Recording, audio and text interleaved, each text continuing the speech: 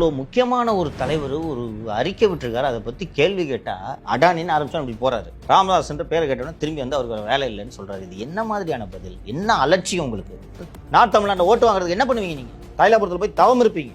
அவர் வரமாட்டார் ஐயா, இவங்க தான் ஒரு நாள் வரமாட்டார், இவங்க தான் போனோம். அதானி விவகாரம் அதில் பார்த்திங்கன்னா இப்போது அது திமுக வரைக்கும் தமிழ்நாடு வரைக்கும் எதிரொலிச்சிருக்கு அப்படின்னு தான் சொல்லணும்.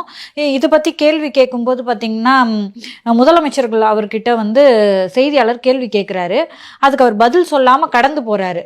அது மட்டும் கிடையாது, திரு ராமதாஸ் அவர்களுடைய அறிக்கையை பற்றி கேட்கும்போது போனவர் திரும்ப வந்து அவர் வேலை வெட்டி இல்லாமல் இருக்காரு, அதனால் டெய்லி ஏதாவது அறிக்கை கொடுத்துட்டு இருப்பாரு, அதை பற்றிலாம் பேச முடியுமா அப்படின்ட்டு போகிறாரு. இதை எப்படி பார்க்குறீங்க? திரு ராமதாஸ் அவர்கள் கலைஞர் கருணாநிதிக்கு அடுத்தபடியாக ஒரு அறிவார்ந்த அரசியல் தலைவர்னு தமிழ்நாட்டில் சொல்லுவாங்க. தமிழ்நாட்டில் தற்பொழுது இருக்க ஒரு மூத்த அரசியல் தலைவர் அவர் தான். அவர் மேலே 1000 விமர்சனங்கள் இருக்கலாம். 1000 விமர்சனங்களை சொல்லலாம், நானும் சொல்லுவேன். ஆனால் அவர் ஒரு மூத்த அரசியல் தலைவர். தமிழ்நாட்டின் அரசியலை செதுக்கியதில் அவருக்கு ஒரு பெரும் பங்கு இருக்கிறது என்பதை யாரும் மறுக்க முடியாது. ராமதாஸ் மீது கடுமையான குற்றச்சாட்டு சுமத்துபவர்கள் கூட அவருடைய அறிக்கைகள் மீது ஒரு வார்த்தை குறை சொல்ல முடியாது. அவரோட எந்த அறிக்கையை நீங்கள் எடுத்து பார்த்தீங்கன்னாலும் விரிவாக இருக்கும். அவர் மட்டும்தான் முதல்ல இந்த இஷ்யூவை பேசினாரே, அதான் விவகாரத்தை. அதுக்கப்புறம் சீமான் அவர்கள் கூட பின்னாடி தான் பேசினாரு. 3 நாட்களுக்கு முன்பாக திரு ராமதாஸ் அவர்கள் அறிக்கை அளித்திருக்கிறார். விரிவான அறிக்கை, ரொம்ப டீட்டெயிலாக கொடுத்துருக்காரு. ஏற்கனவே மின்வாரியம் நஷ்டத்தில் தள்ளாடி கொண்டிருக்கிறது. அப்படிப்பட்ட நேரத்தில் மின்வாரியம் அந்த SCCA என்ற solar energy corporation of India லிமிட்டடோடு ஒப்பந்தம் போட்டிருக்கிறது. அந்த சோலார் எனர்ஜி கார்ப்பரேஷன் ஆஃப் லிமிட்டடிடமிருந்து மாநில அரசுகள் மின்சாரம் வாங்குவதற்காக அதானி லஞ்சம் கொடுத்தார் என்று தான் அமெரிக்காவில் குற்றம் சுமத்தப்பட்டிருக்கிறது. தமிழ்நாட்டின் பெயரும் அந்த அமெரிக்க குற்றப்பத்திரிகையில் இடம்பெற்றிருக்கிறது. இதற்கு நடுவே முதல்வர் அவர்களை கௌதம் அடானி வீட்டில் வந்து சந்தித்தார் என்று ஊடகங்களில் செய்தி வந்துள்ளது. அதை முதல்வர் தரப்பிலிருந்து இதுவரை மறுக்கவில்லை. ஸோ இது தொடர்பாக இந்த சந்திப்புக்கான காரணம் என்ன? அந்த SCCA லிமிட்டடோட தமிழக அரசின் மின்வாரியம் போட்ட ஒப்பந்தம் என்ன என்ற விவரங்களை வெளியிட வேண்டும்னு சொல்கிறாரு. இதை வந்து அவருக்கு வேறு வேலை இல்லைன்னு சொன்னார்னா இது என்ன மாதிரியான பதில்? அவர் ஒரு முதலமைச்சர் இல்லையா? யாரு கேட்டாலும் பதில் சொல்லணும். நீங்கள் இதை புரிஞ்சுக்குங்க. ஒரு முதலமைச்சராக இருக்கிறவர் நீங்கள் யாரு கேட்டாலும் பதில் சொல்லணும். பதில் சொல்ல வேண்டிய இடத்துல நீங்கள் இருக்கீங்க. கேள்வி கேட்க தான் செய்வாங்க. நீங்கள் தான் அதிகாரத்தில் இருக்கீங்க. அவ்வளோ முக்கியமான ஒரு தலைவர் ஒரு அறிக்கை விட்டுருக்காரு. அதை பற்றி கேள்வி கேட்டால், அதுக்கு முன்னாடி நீங்கள் இந்த வீடியோ பார்த்துருப்பீங்க. இந்த வேறு ஏதோ மழை வெள்ளம் அப்படின்னு சொன்னோன்னே மழை வந்தாலும் வரலனாலும் நாங்கள் தயாராக இருக்கோம், இப்படிப்பட்ட கேள்விகள்லாம் ஜாலியாக பதில் சொல்லுவார் அவர். இப்போ அவர்கிட்ட இந்த கேள்விக்கு பதிலாக, சார் திராவிட மாடல் ஆட்சி தொடர்பாக இந்த இந்தியா டுடே வெளியிட்ட ஒரு கருத்து கணிப்பில் வந்து தமிழ்நாட்டுக்கு 4வது இடம் கிடச்சிருக்குன்னு சொன்னால் ஆமாம் வர இருக்குதுன்னு சந்தோஷமாக சொல்லுவார். சொல்லிட்டு 2 ஆக போட்டுக்குவார் கடைசியாக. இப்போ இந்த இஷ்யூ வந்து ரொம்ப முக்கியமானது. இது தொடர்பாக செய்தியாளர்கள் கேள்வி கேட்பாங்க. அப்போ அதுக்கு அவர் ப்ரிப்பேர் ஆகி வரலையா? அதை தவிர்க்கிறாரு. அடானி பற்றி கேள்வி கேட்டால் பதில் சொல்லாதீங்கன்னு சொல்லி கொடுத்துருக்காங்க. அதனால தான் அடானின்னு ஆரம்பிச்சோன்னு அப்படி திரும்பி போனார். கவனிச்சிங்களா? அது வரைக்கும் நல்லா ரொம்ப ஈகராக கேட்டுட்டு இருக்காரு. அடானின்னு ஆரம்பிச்சோன்னு அப்படி போகிறாரு. ராமதாஸ் என்ற பேரை கேட்டோன்னா திரும்பி வந்து அவருக்கு வேலை இல்லைன்னு சொல்கிறாரு. இது என்ன மாதிரியான பதில்? என்ன அலட்சியம் உங்களுக்கு? திமுக எங்கப்பா போய் நிற்கும்? தைலாபுரத்தில் இல்லை, ராமதாஸ் அவர்கிட்ட நிற்குமா நிற்காதா? நிற்கும்.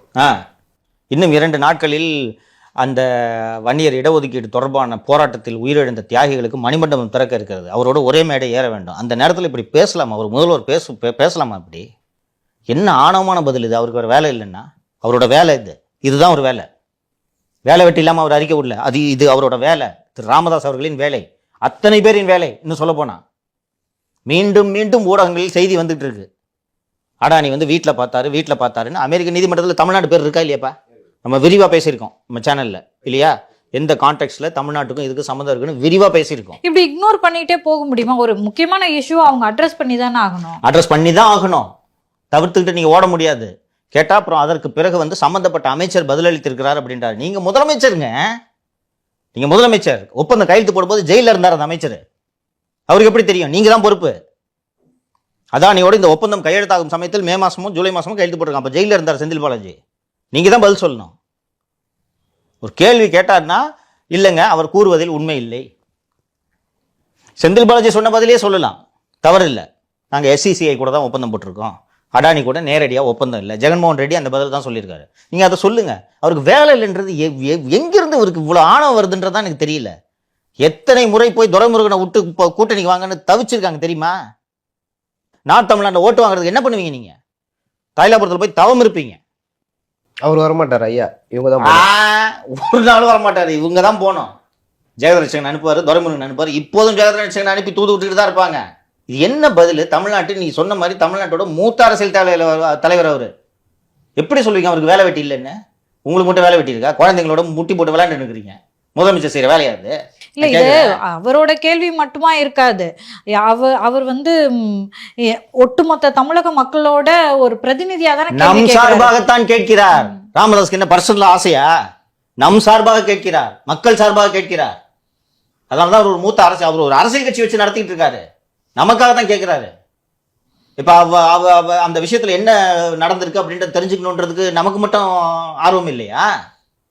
அவர் சொன்னது மாதிரி கிட்டத்தட்ட 1 லட்சம் கோடிக்கு மேல கடன் இருக்கு. 25 வருஷத்துக்கு எதுக்கு ஒப்பந்தம் போடுறீங்கன்ற கேள்வி எழுகிறதா இல்லையா? அதை கேள்வி கேட்டானா பதில் சொல்ல மாட்டேன்னா, இந்த அளவுக்கு ஆணவம் இவர்களுக்கு எங்கிருந்து வந்தது? முதல்வர் ஸ்டாலினுக்கு எங்கிருந்து இத்தகைய ஆணவம் வந்ததுன்னு எனக்கு உள்ளபடியே தெரியல. இப்படிலாம் இத்தகைய ஆணவமாக நீங்க சொன்னீங்கல்ல, இதுக்கெல்லாம் ஒரு எண்டே இல்லையா? இது என்ன இப்படி சொல்லிட்டு போறாருன்னு மக்கள் பார்த்துக்கிட்டு இருக்காங்க. வீட்டுக்கு அனுப்பிச்சிருவாங்க. இன்னைக்கு ராமதாஸ்க்கு வேலை இல்லைன்னு சொல்லிட்டு நீங்க ரொம்ப பிஸியா இருக்க மாதிரி காமிச்சிக்கிறீங்க. உங்களை வேலை இல்லாம வீட்டில் உட்கார வச்சிருவாங்க. ஏற்கனவே அரசு ஊழியர் சொல்லிட்டாங்க, உங்களுக்கு எதிர்க்கட்சி தலைவர் பதவியை பரிசா கொடுக்குறோன்ட்டு. அதுவும் இல்லாம வீட்டிலே உட்கார வச்சிருவாங்க. ஜெயலலிதாவையே வீழ்த்திய மாநிலம் இது. ஸ்டாலின் மறந்துவிடக்கூடாது.